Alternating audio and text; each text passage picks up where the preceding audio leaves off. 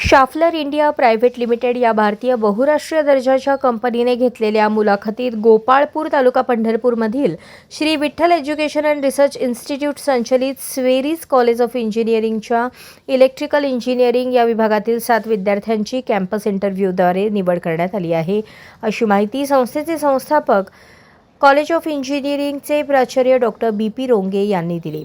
Schaeffler India private limited या कंपनीच्या निवड समितीने स्वेरीज कॉलेज ऑफ इंजिनिअरिंगमधील विद्यार्थ्यांच्या मुलाखती घेतल्या। त्यांनी या निवड प्रक्रियेच्या अंतिम फेरीतून इलेक्ट्रिकल इंजिनिअरिंग या विभागातील अनिकेत रवींद्र दुरुंदे, धनश्री धनंजय कारंडे, गायत्री अण्णासू गायकवाड, सायली संतोष घोडके, प्रथमेश अशोक ढेकणे, राम शिवाजी जाधव व सुजित नागनाथ भंडारे या 7 विद्यार्थ्यांची निवड केली आहे।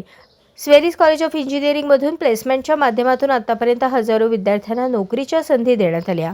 स्वेरीजचे विद्यार्थी आज विविध राष्ट्रीय आणि आंतरराष्ट्रीय कंपन्यात आपले उत्तम करिअर घडवत आहेत।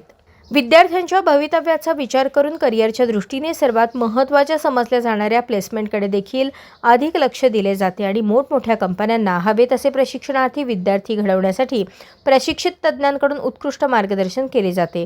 सदर विद्यार्थ्यांना ट्रेनिंग अँड प्लेसमेंट व संबंधित विभागातील प्राध्यापकांचे मार्गदर्शन लाभले।